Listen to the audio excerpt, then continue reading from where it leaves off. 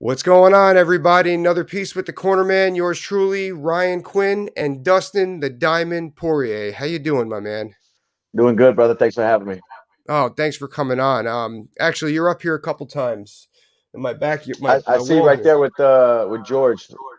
Yep, that Yeah, was yeah. um, that was when I was going to Russia about 60 pounds ago, 50, and then you're over here right before you fought Habib. Oh yeah, Good man. stuff. Yeah, my wife made this for me. She It did a looks great good. job. Yeah, thank you. So, Dustin, your name's been brought up a lot the last couple weeks, naturally because of the matchups and the lightweight title fight that was last weekend with the UFC. Obviously, people that you fought Bro, I potentially was fight. just sorry to cut you off. I was just telling my wife this. It's crazy how much the sport has grown since I've made my UFC debut. Like Mm, it was January 1st, 2011. I fought my UFC debut. I was in the WEC before that, but then UFC bought the WEC. We switched over. It was a big mm, deal. But like looking back on it now, when I'd go out to fights, if I'd fight in the UFC and then come back home, I can go to the grocery store and stuff. Now, after the fight like this that happened last weekend, I've been to the grocery store twice.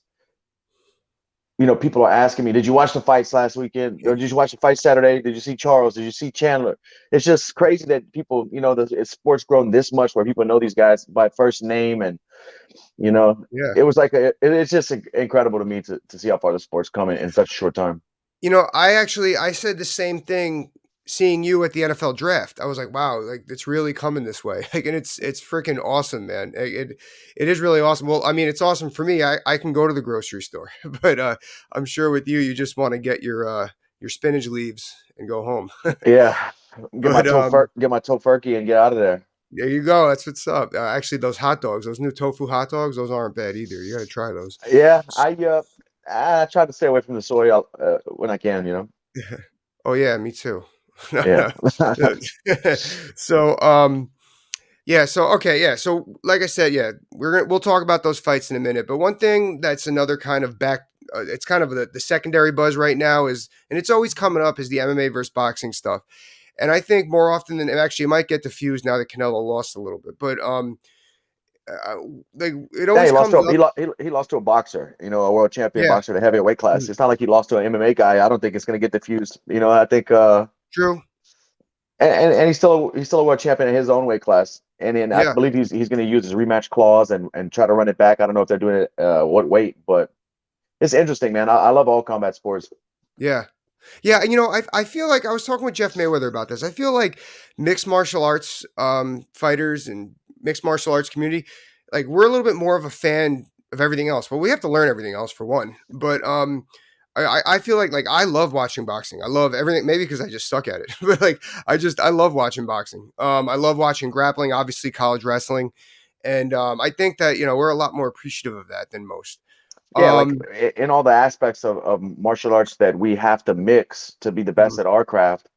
There's people who specifically do that single martial art, like boxing, wrestling, jiu-jitsu. They just focus on that, so they're the best at that craft. And it's nice to see them do their thing at that. It's a different sports, but yep. part of just like I don't want to compare it to anything, but it's different sports, but it's part of what we need to be good at, so we can really appreciate how good people the levels there are to boxing to jiu-jitsu and stuff. That's a great way to put it. Like you, and until we have to do it, like I didn't realize how hard boxing was until I did it. Like there's levels to this stuff. Even jujitsu. When I first walked into a jujitsu class, I was wrestling Division 1, and I'm getting submitted by this guy in his late 40s. Like it's Yeah. just like that's a cool way to put it. Like because we have to throw ourselves in it to realize how difficult it is.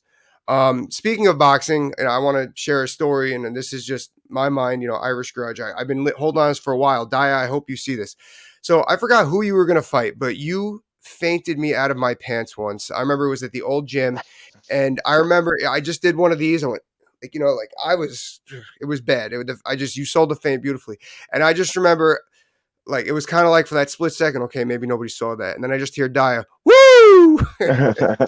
I was like, It yeah. might did I don't know if it could have been for the Eddie Alvarez fight because I think we trained a good bit for those. It was the old gym, so I don't think it Oh, it was the Eddie was. Alvarez. It was a Yeah, while no. ago. Yeah, I don't know. I think we were. I don't remember what it was, but yeah, definitely Eddie and yeah, and Habib we trained a lot for. Yeah. But yeah, no, that was always funny. Like you had you're and you were always a specific student of the game for boxing. Like your boxing's on another level. So, Thanks, man. but that being said, is that something that you've ever thought of doing? Is maybe a boxing fight? That's what I wanted to do before I started fighting mixed martial arts. Boxing Mm, was my first love. The yeah. first gym I ever first combat gym I've ever walked into was a boxing gym. When I was Okay. 17 years old, maybe, and that's what I thought I was gonna be. I thought I was gonna be a boxer. Wow. Okay. Actually, you know what? I never asked you this. Then what led to MMA then? And around that time, MMA was kind of really starting to get some Yeah. traction in the mainstream, and Mhm. the Ultimate Fighter was just getting started. So Mhm. I can watch it on TV. And when I found some guys at the boxing gym who were training, they were working on their striking for mixed martial arts. I started talking to them, and I didn't know if people were doing mixed martial arts in my hometown. This is around about the time of the IFL, everything. Like MMA had that big wave where Pride, got popular in the Yeah. US, and then IFL was still rocking. Ultimate Fighter was going on. It was just a fun time for mixed martial arts. It was new. And when I found out I could train with those guys and they had a place locally that was doing jiu-jitsu and kickboxing, I went with them. Awesome. Awesome. It's funny how that works out, huh?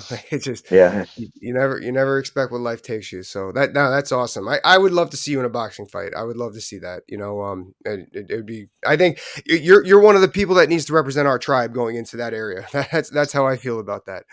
There are Um, no rear naked chokes in the yes. boxing ring. Good for you, man. Good for you. That was awesome. Actually, and I could oppose to that. You just don't get caught in triangles. I mean, I don't get my bit. triangle. You don't get triangled. You do not get triangled. No, That is an absolute. That is physics. You do not get triangled. I don't get Dustin Poirier triangle. does not get triangled. Um. All right. So yeah. Well, let's get to the nitty gritty. So Twitter's been active, as we said. Charles and Justin. Um. I felt early on that like first of all, I feel all roads to the lightweight title go through Dustin Poirier. I feel like you are always one or two fights away if you're not holding the belt. And these people that need to get to the belt, they got to go through you. I think that there's maybe Shemaev, he might be able to take the scenic route. We'll see what's going on with that. But I really felt when this matchup was set with Tony and Chandler, that winner would have to see you to get a title fight. What are your thoughts on that? I think obviously Chandler won the fight, so I think that's a fun matchup for the fans. If the UFC can Yeah. make it on, the thing with me is like unless I get confirmation that another win gets me a title fight, I don't know if I want to cut to 55. I'm probably Okay. 180, 85 right now. Hmm. Get in shape in camp. I'll be high 70s, 78-ish, and then Yeah. I have to really start dieting hard once I get in shape to get the Mhm. rest of the weight off and get in a striking range to dehydrate to 55. I don't know unless I have confirmation. It's kind of what happened to me at 45. Like Mhm. if it was one fight, it was one fight with Connor. If I would have won that fight, I would have got a title shot, but I lost, and I don't know if I want to cut the weight five more times to take that route back to lightweight. We got to Got see. it. We got to You see. know, It's still it's very funny. doable for me, but it takes a lot of discipline. And like my life outside of the gym is affected. Like everywhere I go, I have to be careful of what I'm eating, what I'm drinking, what I'm doing. Yeah. And that's fine at certain times, but to do that 365 is tough, man. When I've been fighting for as long as I have, it's just tough. So I I got to remember sit back and make the decision if I want to do that. yeah, I remember when I had 3 fights at 165 and they were the best weight cuts I ever had. It's like I was like, man, Um, I felt it's almost like I was a little bit leaner and felt a little bit more athletic than 170. I can't explain it. Like but I wasn't killing myself for the 55. And actually you brought I wouldn't mind fighting at 170. I could probably get in shape, like I said, high 70s, maybe cut Mhm. 6, 7 pounds of water, weigh in, feel great. That's not even a big cut. And then, but the guys are just so big. Everybody's cutting so much Yeah. weight. The guys are going to be 200 pounds, and I'm going to rehydrate back up to the 70s. It's just not. I had this conversation with Micah Miller. I said, well, I remember, and now this totally goes against everything I just said. I said, why 165? That's stupid. You might as well just make it 160. He goes, well, 165 keeps the 200 pounders away. I was like, that actually makes a lot of sense. That extra five, Um, yeah. yeah, I think a sweet spot if you don't want to move the 70 to 75 or get rid of the 55. I think midway like 62. yep, Yeah. I'm with that. I think does wrestling have that now, or wrestling might have 63 now? But I'm with Or that. 60, yeah. I think Yeah. somewhere in the middle. Because with there's more fighters that around those weights. Those weight classes are more packed on the rosters because that's more of the average man's size. That striking range to make 55, 170 in between there.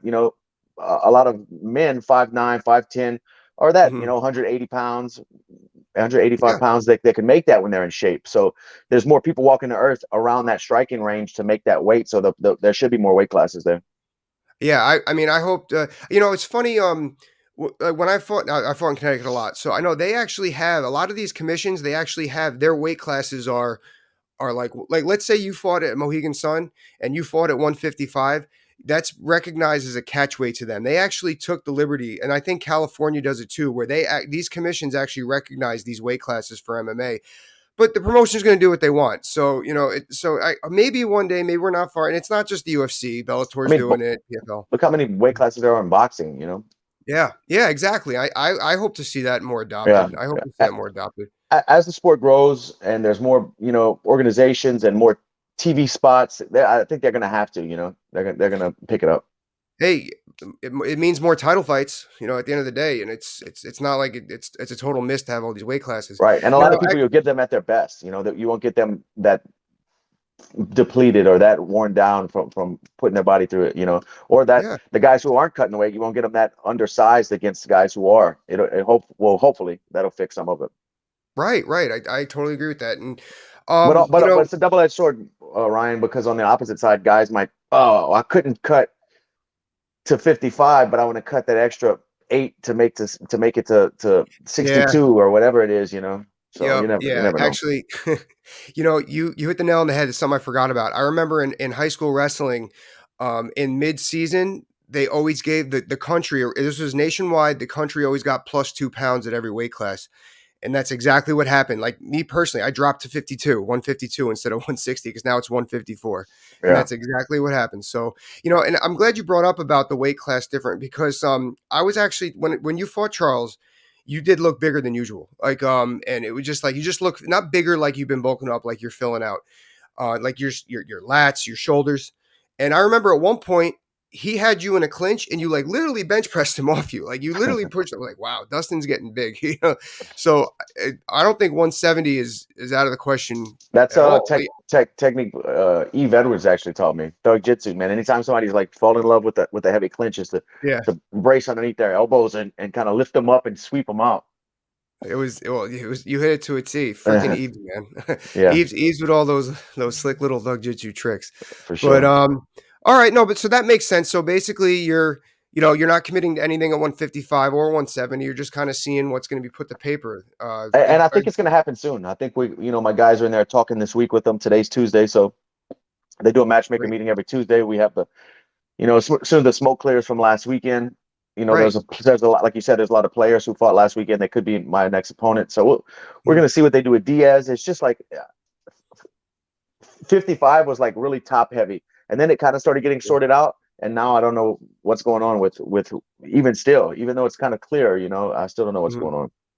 Yeah, it's like I would love a catchweight fight for you to see what happens too, but I feel like just they want to know what direction things are going and they need it the weight class. And they want fights to mean something to the division. They don't want to just have guys fighting it out of their weight class and then come back because there's contenders chomping at the bit to get the next shot. It's just Right, we'll see what right. happens. Whatever makes sense, and I'm sure they have plans. We'll hear what they're thinking, and we'll take it from there.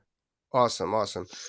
Well, DP, I'm so happy you finally got on, man. I've been looking forward to doing this for a while. You're one of my favorite people in MMA and at the gym. You know that, and I wish nothing but the best for you. And I know that it's all positive stuff on the table. You do so much good out there, and with the Good Fight Foundation. Talk a little bit about that. Talk a little bit about the Good Fight. Let's hear The a little good bit about fight, man. We're rocking. We got something going on at all times. We're always working on something. The next big thing we have in September, we're doing a 5K with St. Jude's. We sponsored St. Jude's 5K here in Lafayette, Louisiana. You can go to thegoodfightgroup.com, check out all the info. You can do it virtually too. You can sign up and do it. Follow the instructions, do it virtually, or if you're around Louisiana, come on down to Lafayette and run with us. We're gonna have a team for the good fight. It's gonna be a good time.